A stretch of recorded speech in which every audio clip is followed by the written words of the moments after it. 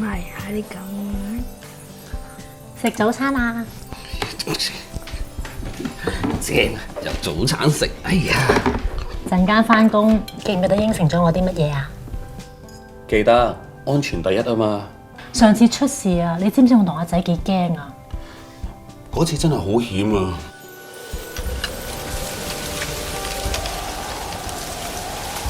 嗰日阿強清潔大廈平台個天花板，佢企喺個3層嘅通架上面做嘢。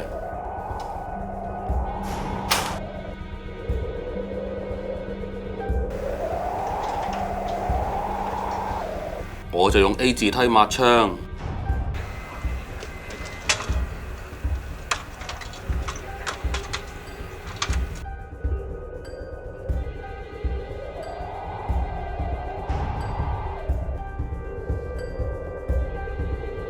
點知突然大風吹嚟，阿強個通架7米幾高，個底1米闊都冇，咁嘅比例點會穩啊？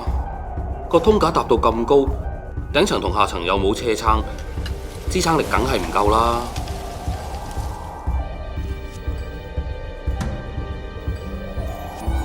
個架又唔穩陣，大風咪冧咯。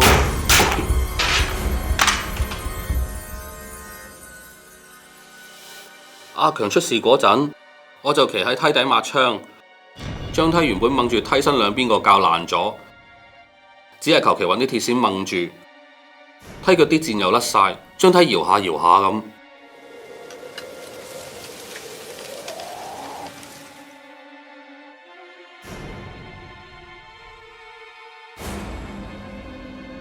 我就連人帶梯搭咗落地受傷。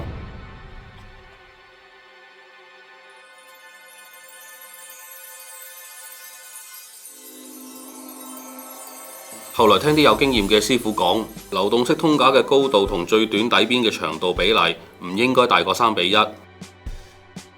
通架要有斜撐加強穩定性。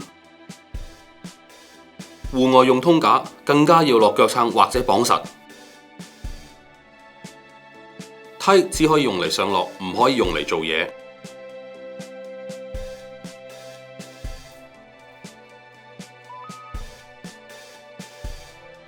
用通架要由合資格人士檢查，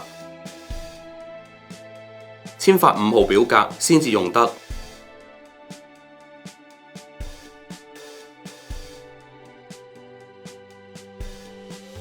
所以咧要記住工作安全至得㗎。係嘅。開餐。好，開餐。好似你塊頭好食喎。好滑。